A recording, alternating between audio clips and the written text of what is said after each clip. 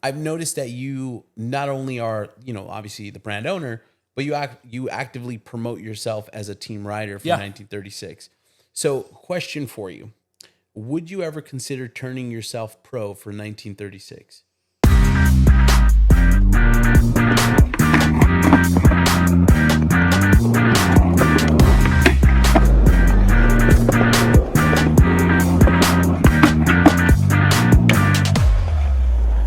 Bigspin Podcast, thanks so much for tuning in. Today I'm sitting down with someone who has been passionately crafting fingerboards under the name 1936 for the better part of last year. I am here with James Greenwood. How's it going? Good. How are you? I'm doing good. Good. We're here in your home, Ontario, California. Thanks so much for having me. Yes, absolutely. I love it. First and foremost, thanks so much for working with me. I know it took forever to kind of set a date to get the pod in, but nonetheless, we are here. Yeah, we made it happen. We made it happen. Let's do it. So I just want to dive right in. So essentially, with every good story, there's obviously a beginning, and I want to start there. I want to talk about baby James. So let's talk about it. Where are you from? What was it like growing up? I'm from Orange County, California, from a town called Garden Grove. Garden Grove. Yeah. So born and raised in Garden Grove. So I live in Inland Empire now, but I'm originally from Orange County.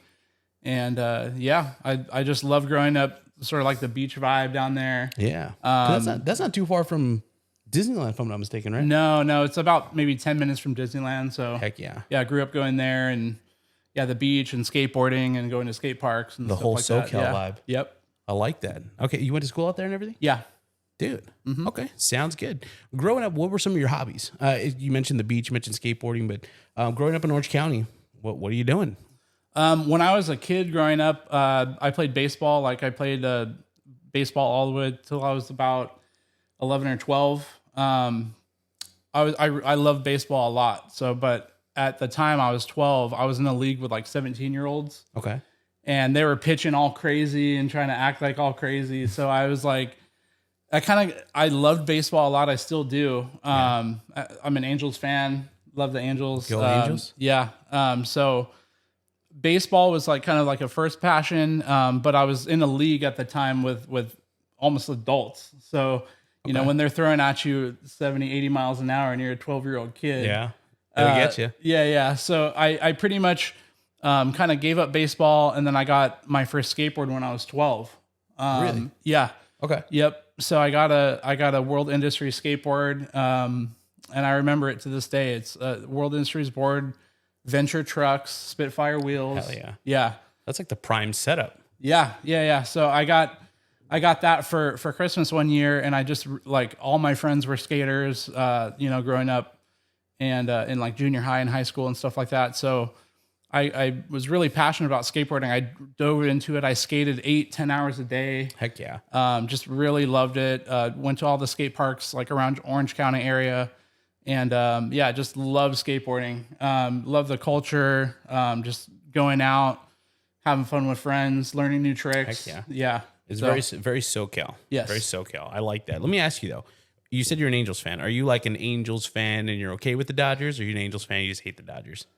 I'll say probably more the second one. Wow. Yeah, just because I live in Dodger country out here. Yeah.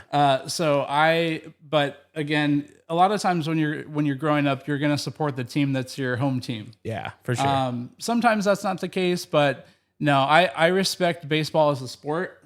I don't look at it like this team's great, this team sucks, because the seasons change every year. Oh, 100%. And some teams do better than others certain years. But like I said, I'm from Orange County originally, and I always growing up going to Angel games and stuff. So yeah.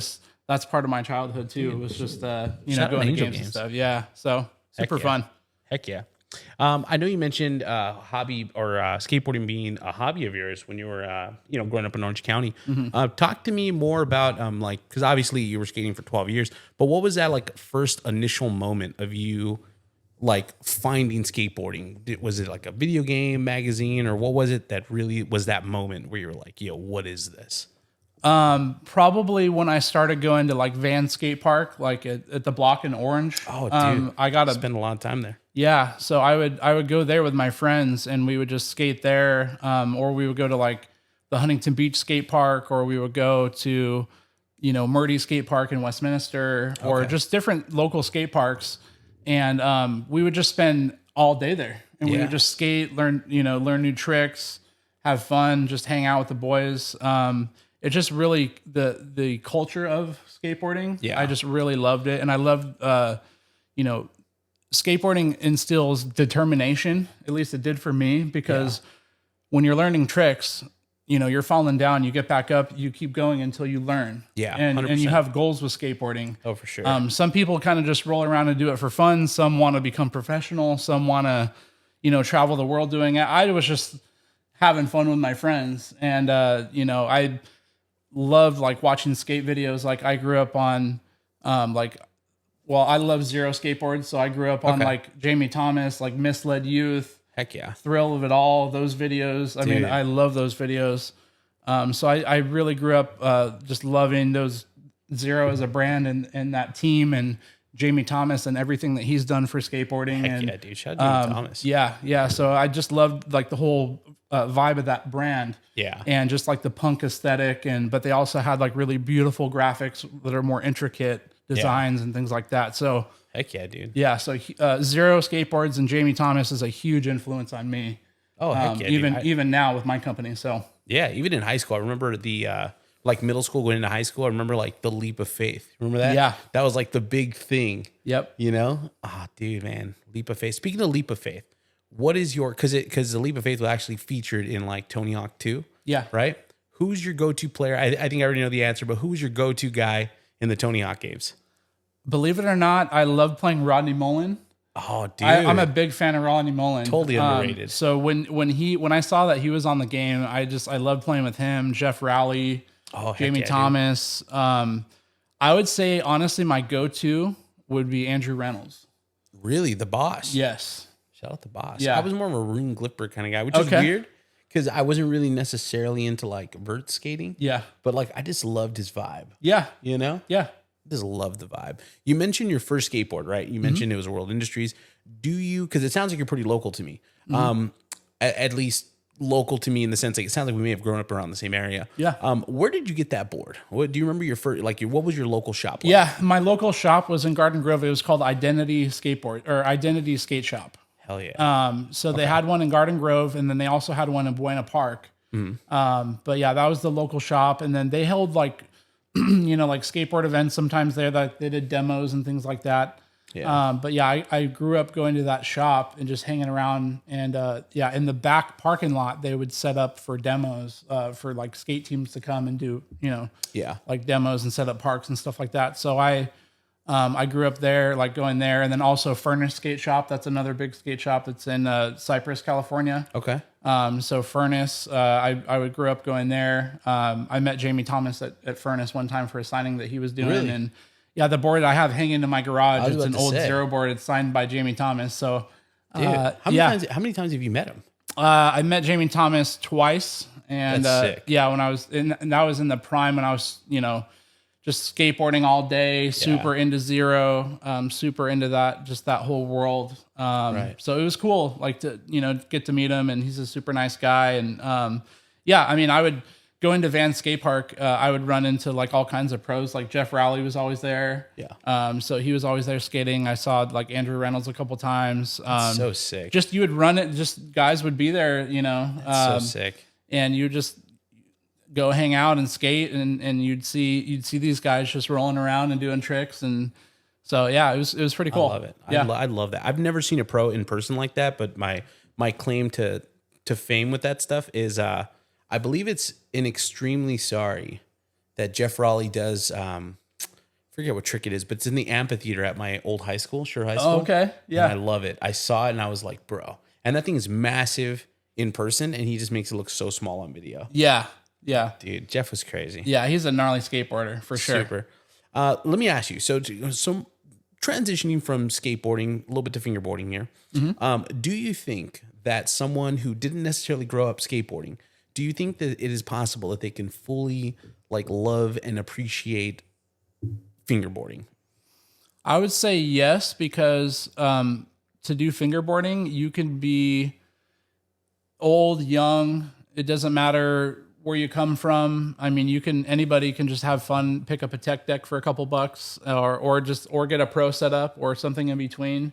With fingerboarding, there's a lot of a lot of different products out there for everybody to choose from, and there's a lot of different companies that make all different decks, brand like trucks, wheels, obstacles, tuning.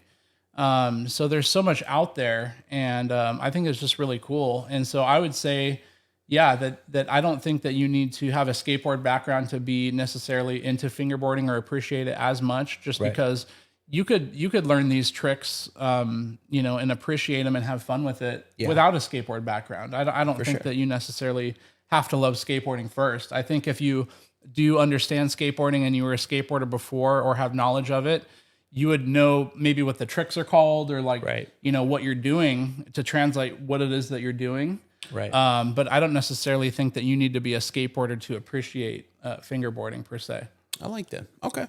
Let me ask, was tech deck a big thing for you growing up as far as like your first experience with fingerboarding, or what was that first experience like with fingerboarding? Yeah. So first experience fingerboarding, I was at Identity Skate Shop, and the American Zero graphic just came out on Tech Deck. Okay. It was one of their first graphics, I think, that Tech Deck released. Really? And it was like a lime green American Zero board, and it had like the American Zero and the red writing. Yeah. And I saw that board there, and I was like, this is so awesome that they're making miniature skateboards of these real boards graphics, and they're partnering with these companies. Yeah. And then they started releasing like the pro boards, like Jamie Thomas boards, or like Tony Hawk boards, or all these pro boards, because that's when shortly after, I think Tony Hawk's Pro Skater came out, and for us, growing up in the 90s, dude, that was everything. That was everything that everybody loved playing that game, especially the skaters, Oh, it was perfect. Or just people in general. That game was huge, and it blew up and did so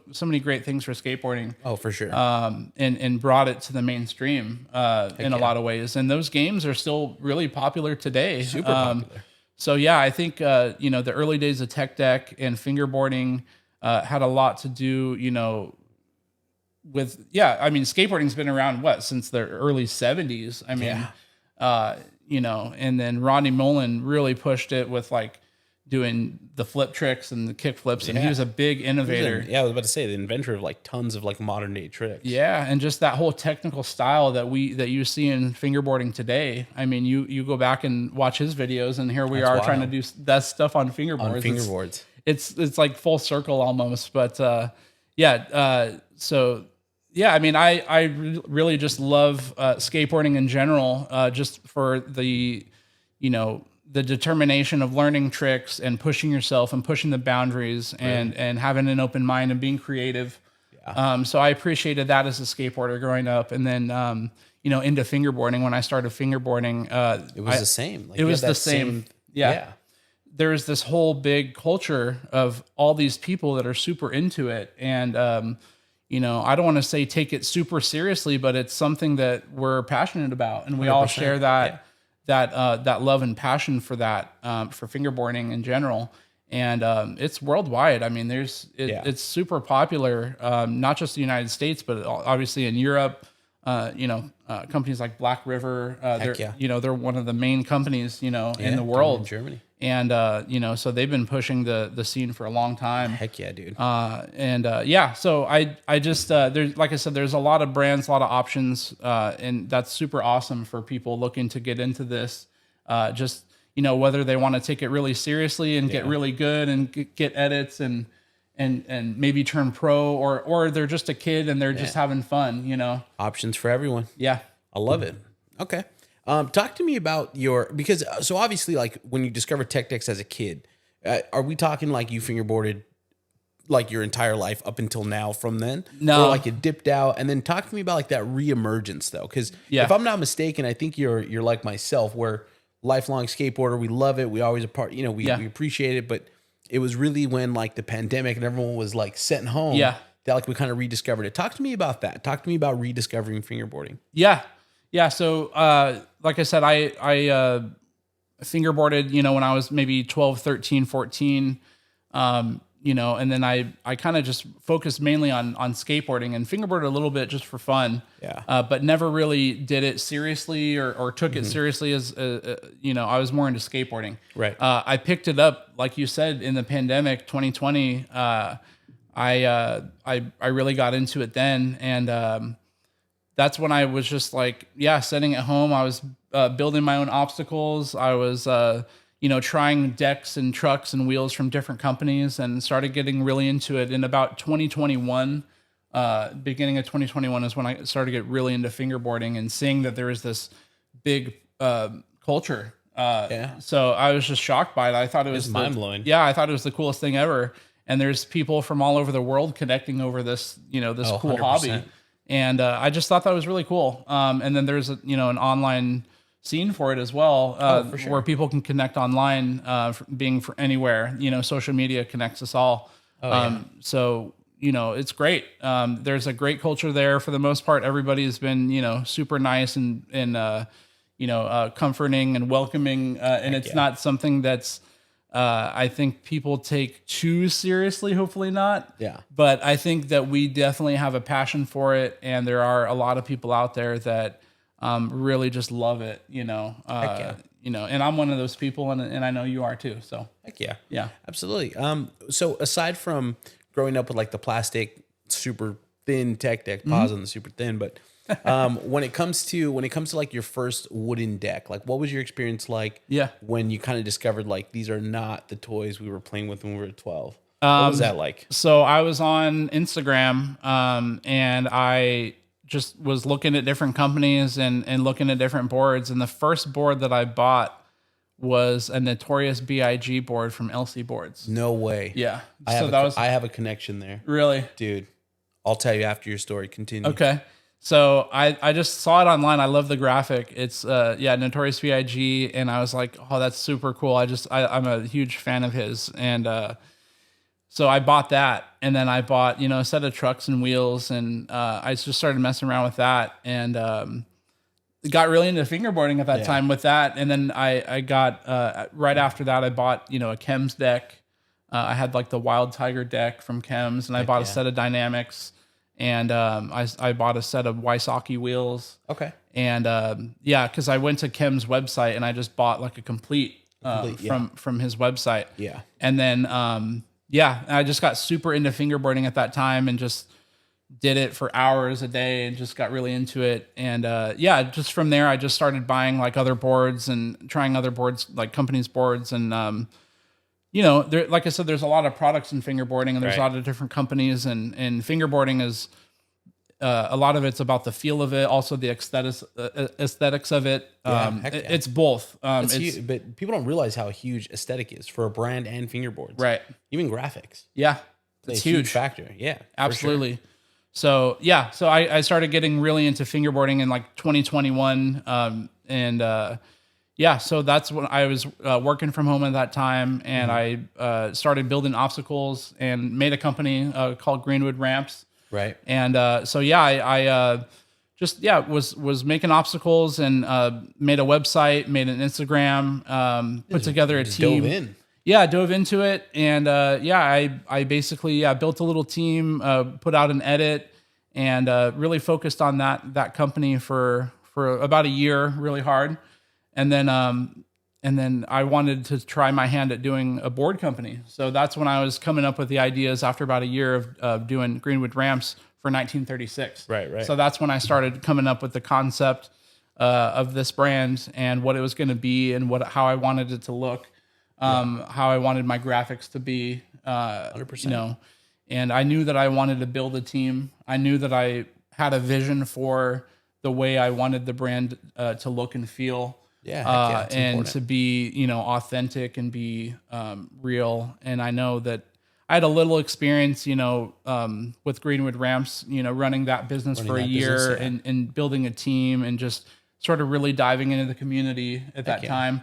But like I said, I wanted to try my hand at doing a board company. So I started 1936 in February of 2023 and had been doing it since. We're now in January of 2024. So it's been a little bit less than a year. Yeah. But in that time, I've done a drop or 2 drops. 10 graphics are out right now.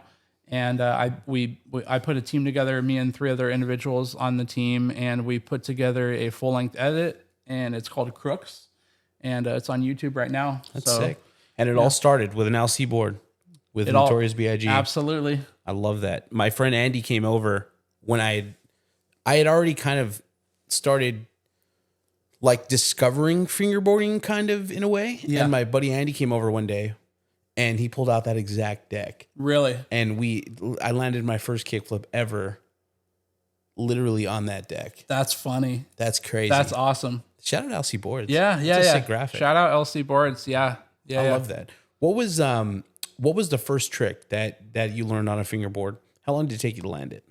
I wanted to immediately do kickflips. Oh yeah. Yeah. And tell me, correct me if I'm wrong, but landing a kickflip for the first time, even like years later, like when you there's something about just landing a really solid kickflip. Yeah, it feels so good. I love it. Yeah. There's almost no better feeling on a fingerboard than a kickflip. Yeah. Yep. You, especially like when you catch it in midair, or just any trick for that matter, especially kickflips, because you're catching the board flipping in the air. Yeah. And it's super satisfying. I love it. Especially when you get them super clean. Yep. When you first started fingerboarding, I know that, obviously you started out with the LC board, moved over to chems, but what were, in your opinion, what were some of like the top brands that really stood out to you? So we're going to get into 1936. Yeah. But obviously I want to like preface that by saying like, what were some of the brands that in your mind were like the top brands? Like who were like the top dogs in your opinion when you first started discovering fingerboarding? When I first started, so I chems, I really like their graphics and like what he was doing. I saw Black River, obviously. Heck yeah. Teak, obviously they're another. Black River and Teak are companies that they do everything. They do obstacles, decks, you name it. I was about to say, yeah, pretty much everything. So, I saw I bought a deck from Sorry, and and that was my second board that I had. It was a Sorry Slush Colt collab board. Okay. And it was their SF2 shape, and that was my first real I would say professional fingerboard was that Sorry board. Okay. So I loved that deck. I rode that for a long time. And also I used to ride like the awful boards. Right. So I would buy some decks from Dylan and just really quality boards. So I got really into awful boards and buying those and I used awful boards for a really, really long time. I really just liked the shape the craftsmanship and everything was just on par. I rode awful boards for a while up until now. I still do. And I started in 1936, and then obviously I'm writing all 1936 stuff now. Ride your own stuff. Yes. I like that. But yeah. So yeah, I love Sorry, chems, Black River. Love those companies. Obviously, Awful made great boards. I like that. Yeah. So now let's transition into 1936, right? So I want to dive into 1936 because, based on my calculations, my little research here, you announced the company November 19th, 2023. And then before even dropping decks, this is kind of interesting. Before even dropping decks, you announced the team. Yeah. Which usually it's not like that. Usually it's backwards. No. And then the first boards officially dropped, aside from the stamped boards, because I know but that wasn't, you didn't call that drop one. No. But the first official drop was January 1st, 2024. You followed that up almost immediately with a team video called Hooligans a month later in February. Yes. So it seemed like you were very methodical in planning this out. So my first question is, with all that in mind, how long had 1936 been in development prior to making that first, I'm launching a new brand when you did that in November? Not long. It was in the concept for maybe a month before that, maybe less. So I had a vision for, I wanted to start a deck company, like I said, and I wanted it to have like a vintage feel. Right. So that's where the name comes from, 1936. It was I love that. People always ask me, what does that mean? What's the meaning behind the brand? Yeah. I just love that era of American history. There was mobsters running good around, and some of my graphics have like mobsters on them and stuff like that. Like I have a deck with Lucky Luciano on there. I have one with Al Capone on there, just like these old gangsters. Yeah. So just that kind of era was kind of like really wild back then. There was just like all sorts of like crazy, street crime and things like that. So just, I just like that sort of area of history. And then, like I said, growing up with, being a big fan of Zero and that kind of punk aesthetic, I kind of wanted to like meld the two together. So it's sort of like a vintage, old vibe, but also with like the vibes from like Zero kind of thing. It flows well, I mean, because you could have picked 1937, 1935. Yeah. But 1936, matter of fact, I think 1936 is when they finished building the Hoover Dam. Okay. That's like I could be wrong. Someone gets to fact check that. Well, we'll go with that. Yeah, we'll roll with that. Okay. We'll roll with that. Yeah. So, and then just to preface this, right? So anyone that's hearing this that may recognize your name or may recognize, 1936 as the company that came after Greenwood Ramps, which we're going to talk about later on in the pod. Yeah. But just to preface this, so you were doing Greenwood Ramps for about a year, if I'm not mistaken. Yes. Then you announced that you're doing a deck company. Yeah. Right. So just so we're going to get to that. I just want to preface that. Yeah. But I wanted to ask, what was that moment of deciding, maybe not obstacles, maybe I want to do boards. Like what was it? Was there something missing? Because I know you were writing awful boards, you're writing, chems boards, but was it a sense that something was missing from those boards that maybe you felt you can bring to the table? Or was it a sense of, or have you always just wanted to kind of create? Like where did that idea stem from? Like, hey, I want to make boards. I got really, like I said, when I was getting really into fingerboarding, I started Greenwood Ramps just like I said for fun. I was making obstacles for fun, and like I said, I built up a team, and I had the small bit of experience doing that, and I had such a good fun time with it. And I said, well, I love doing graphic design. I love conceptualizing ideas and doing artistic design and things like that. And that whole side of the aesthetics of skateboarding and fingerboarding, I love it. So I was like, well, I'm going to try to do a board company.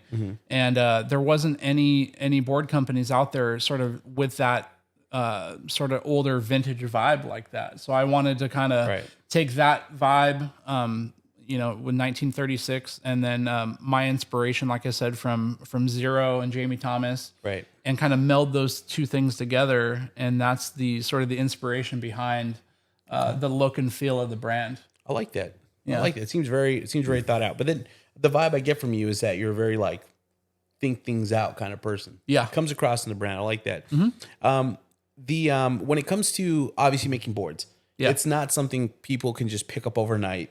You know what I mean? So did you have experience with woodworking or crafting or anything like that prior to making fingerboards? Or did you like legit just dive in? And what was that process like? What, YouTube videos, mentors? Like, what was that process like really getting started? Yeah, so boards? Before making ramps, I had not a whole lot of experience other than making like full-size skateboard ramps when I was like growing up, like with my friends and like, making ramps with my dad and stuff like that for skateboarding. So we would do stuff like that. But, I was never super crafty, before I started building the obstacles. I started just doing that for fun. And, not a whole ton of experience before that with woodworking or anything like that. But, when I started really getting into fingerboarding and making ramps and stuff like that, I was like, oh, you know what?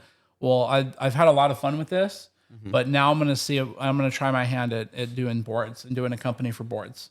Okay. So, and was there any mentors involved to kind of get you started? Cause there was a point in time where like fingerboard making was like very, like everything about it was very hush hush. Yeah. Now, so there's a lot of gatekeeping and stuff like that. So now we live in a time and day where like you can, YouTube, find full videos on YouTube of how to make decks. For the most part, graphics are still kind of a touchy subject for some. But did you have mentors or stuff like that, or were you really like a YouTube guy when it came to actually pressing the decks?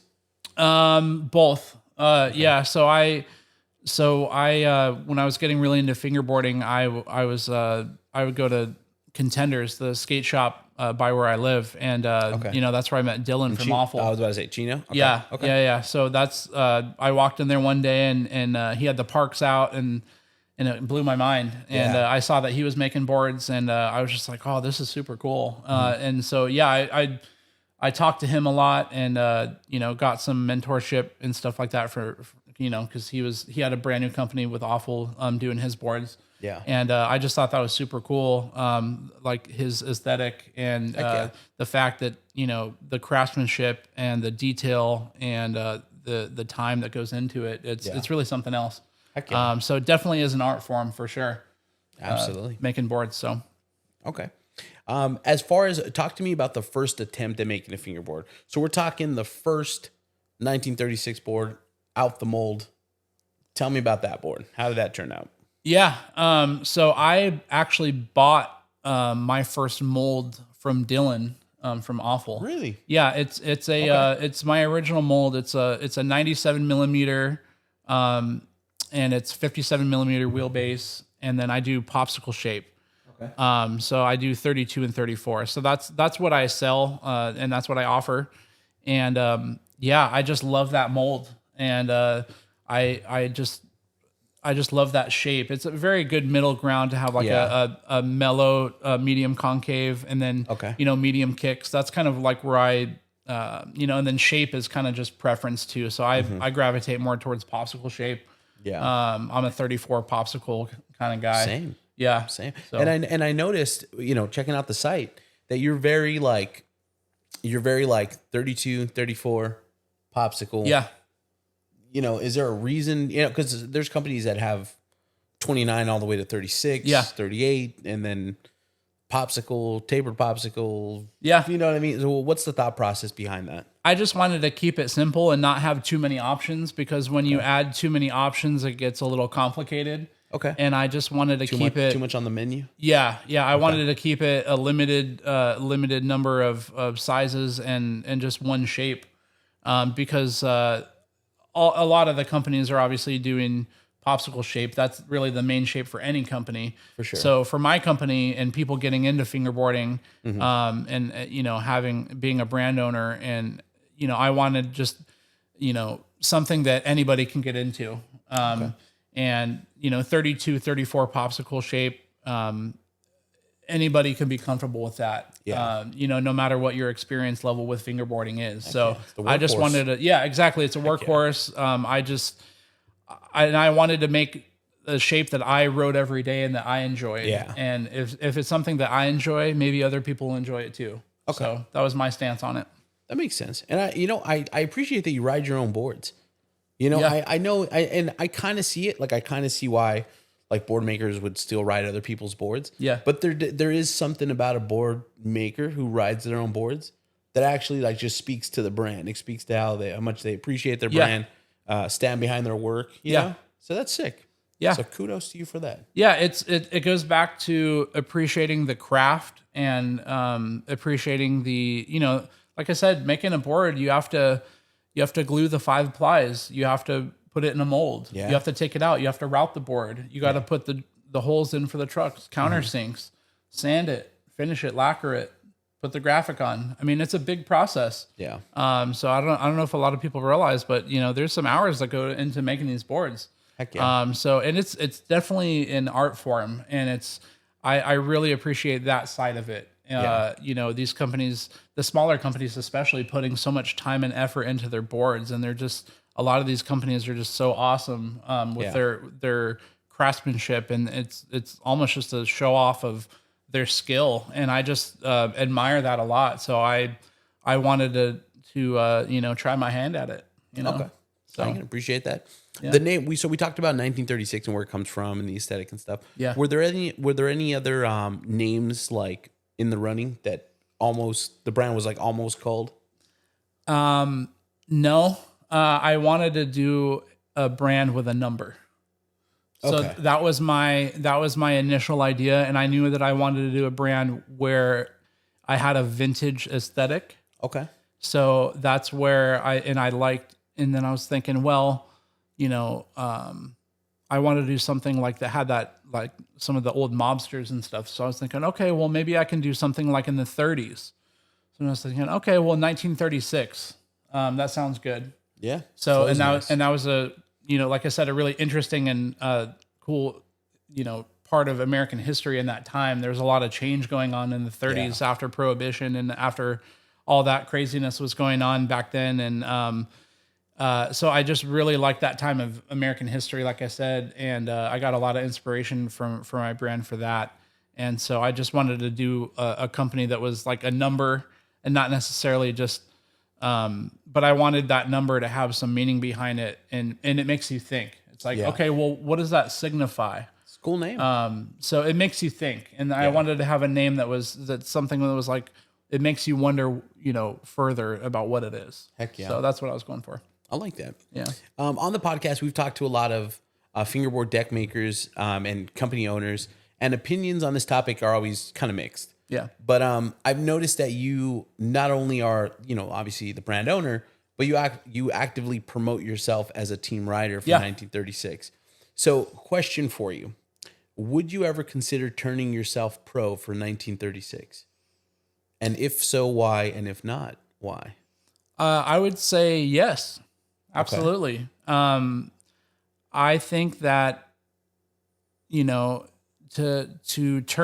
have a company, first of all, and to have people ride for your brand and put in the time and effort, and it's a mutual relationship in that they promote your product and you give them product, and it's a win-win situation, hopefully for both parties. Right. Has to work both ways. Exactly. And so for me, as far as being pro and this and that, I don't really hold too much weight into that. Not to say that it wouldn't happen, at some point, but it's not really something that I'm really focusing on turning myself pro. But I wouldn't say that I would never do it, but it's just something that I haven't really put too much thought into. I would turn other people on my team pro before myself. I'll put it that way. Yeah. Okay. Sounds good. As a brand owner, I'm sure you get your fair share of messages. Sponsor me, sponsor me, sponsor me. In your opinion, is that the best way to go about it? Or in your opinion, what do you look for when sponsoring a rider?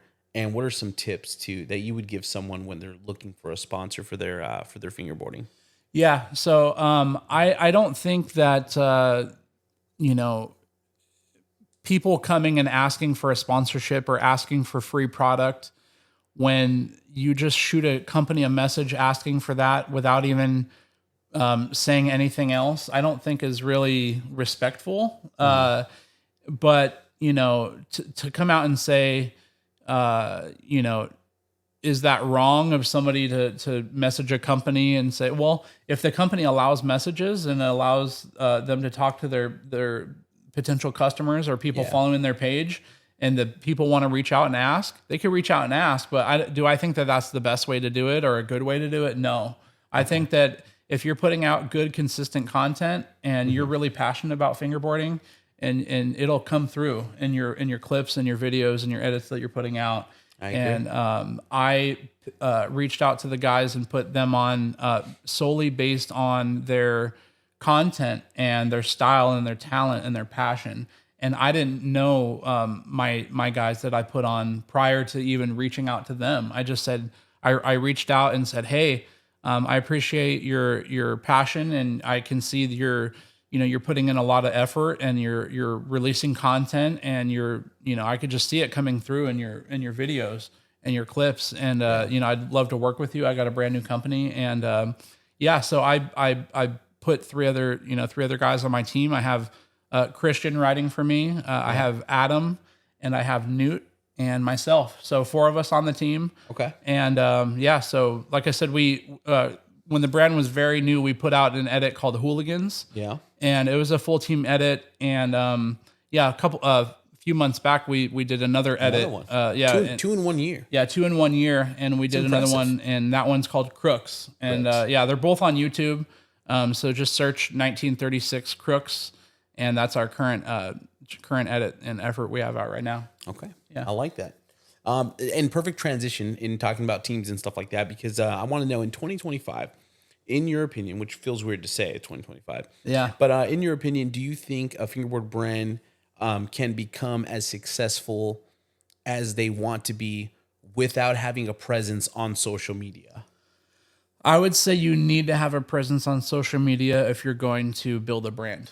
That is very, very key. And I've been a huge advocate of promoting on social media for my two brands that I've done for fingerboarding. Yeah, you need to have a social media presence if you're building a brand, for sure. Sounds good. I wanted to ask, well, since we're on the topic about team, I wanted to ask, was it like a thought out thing that you wanted to pretty much like announce your team prior to dropping boards? Because to be honest with you, it seems like usually it happens the other way around. But what was the mindset there? Well, on Greenwood Ramps, I had put together a team for that company, and we made a full edit and put that out. And so I really liked that aspect of it about putting a video together with the team. And I really just love having the team aspect to the brand. And I put as much effort into promoting my team as I do promoting my brand. Right. Because to me, if you're going to have people showing your company online and promoting your products and using your products and believing in your products, right, and yourself as an individual, that means something. Heck yeah. That means a lot to me. And so for me, yeah, I wanted to very quickly put a team together with a good group of people that put out great content and that are just extremely talented and have a passion like I do. Yeah. So I did that quickly, and I hit the ground running with this company, and just built a team, made an Instagram, and I go to Slush Cult and hang out. Usually go to the events there. Yeah. And just hang out with everybody and just have a good time. Sounds like you stand behind your riders. I do. That's the way to do it. Yeah. It's the way to do it. Now let me ask, with the time that we're in now with tons of companies like now offering their own trucks and wheels and tape, could we possibly see something like that from 1936 in the future? At the moment, it's just boards, and I think you have tape, right? Yeah. Okay. Could we possibly see maybe? Wait, I got to mention merch. You have tons of merch. I do have merch, yeah. So I do have t-shirts up and like a hoodie up and a zip up hoodie and a couple different t-shirt designs, and it's fun. That's love sick. Doing merch and stuff like that. And just fingerboard merch. We need more of it. Yeah, absolutely. I agree. What do you think? Do you think any chance for 1936 wheels, trucks, bushings? What are we thinking there? I do have a collab in the works with a wheel company. So that's something coming up down the line. I like that. Yep. I like that. Before we wrap it up, I wanted to touch on Greenwood Ramps because it seems a little backwards, right, to talk about the deck brand before, because that kind of came before. But in retrospect, it's something that doesn't seem like you're doing anymore. You haven't posted on the account since February of last year. Yeah. So talk to me a little bit about that. So when you first started fingerboarding, you started making ramps. Yeah. Why? Like, what was that thought process when you were kind of like, okay, maybe I'm not the ramp guy, maybe I'm the deck guy, or why not do both?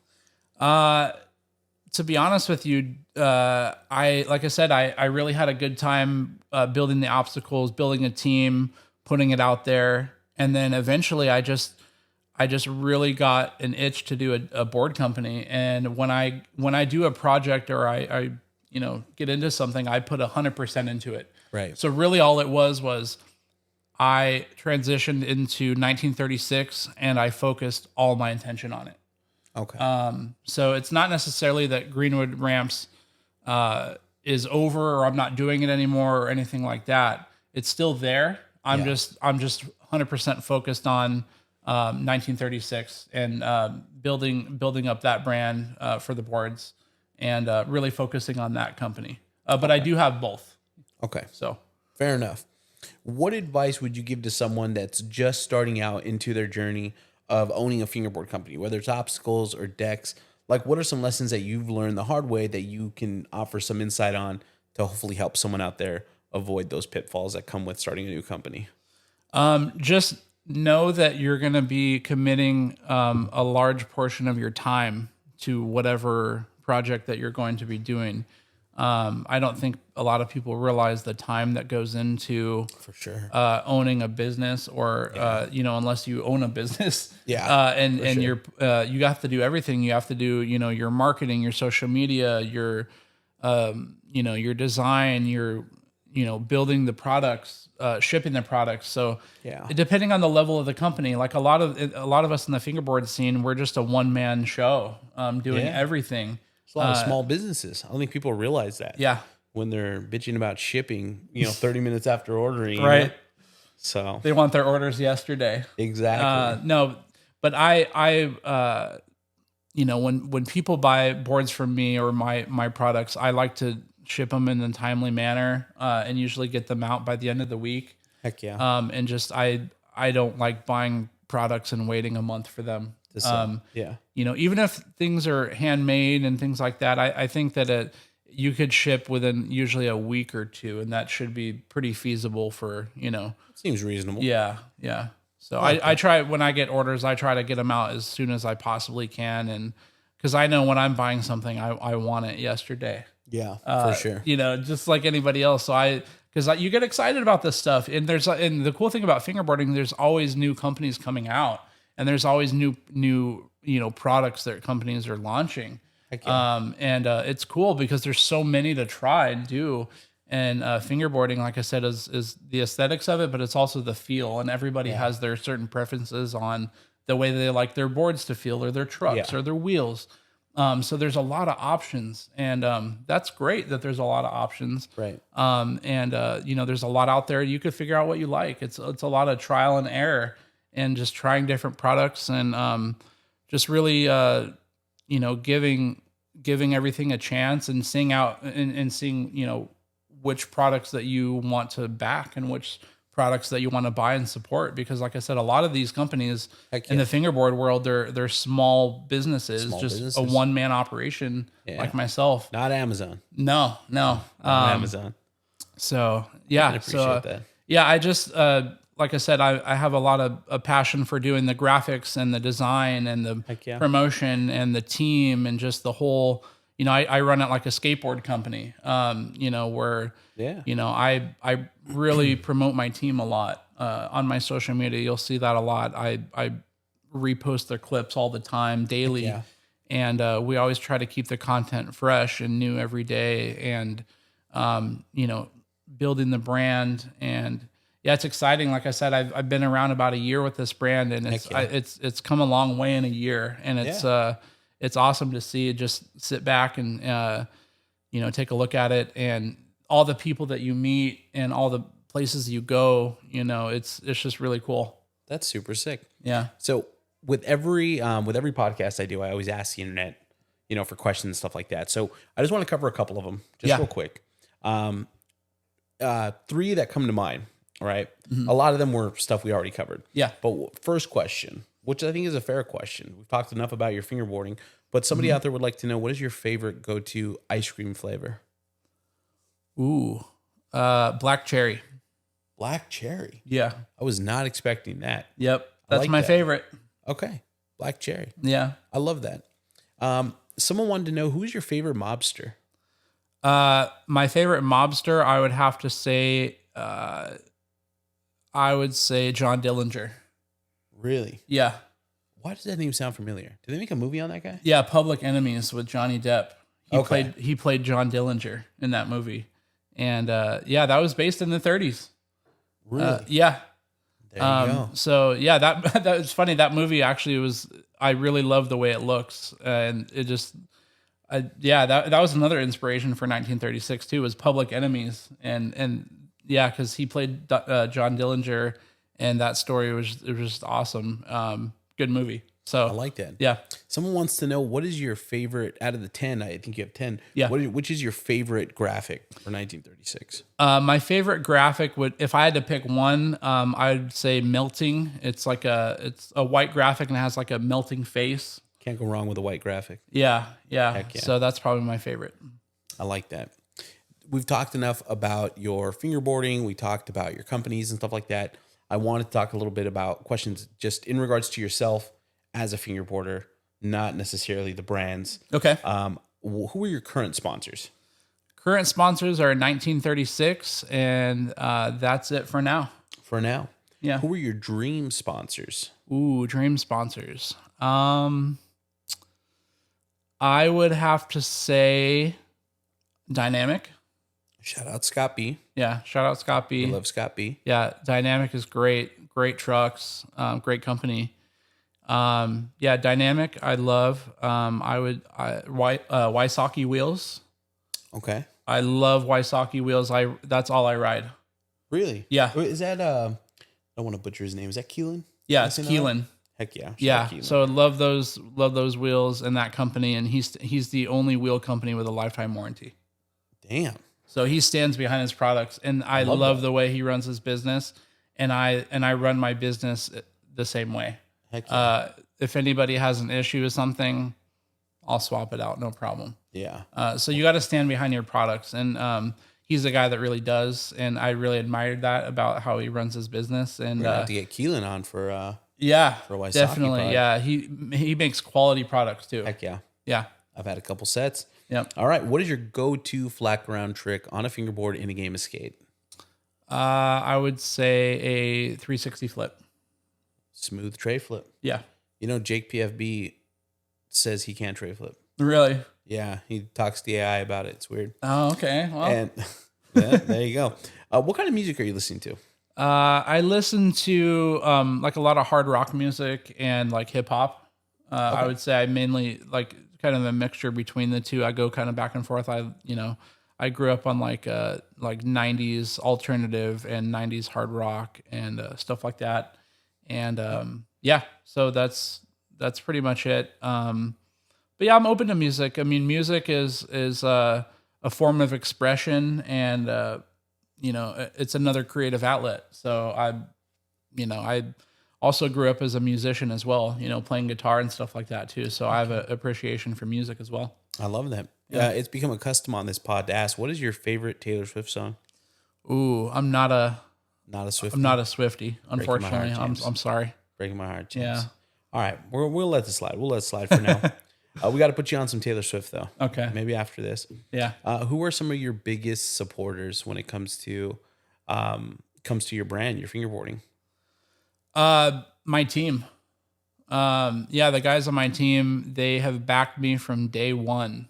And they've been really, really supportive of me as a brand owner and just as a friend. And they took a chance on me and my brand when they didn't even really know me. Right. They just... Dude, I didn't even realize that. Yeah. I've never met them in person. I just reached out to them online. They live in different states. And like I said, I just... I saw their content and their passion and creativity, and I just reached out to them on a whim and said, "Hey, I got a brand new company. I'm making boards. It's called 1936, and this is what we're doing. And do you want to work together?" That's so sick. And that's how it started. And that's so sick. Yeah, dude. So that is it. Well, James, we've reached the end of your Bigspin podcast. I can't thank you enough for working with my crazy schedule to get the pod done. And just for having me in your home. This has been fun. Absolutely. Yes. Thanks for coming, and thanks for having me on. No worries. Where can people find you and 1936 online?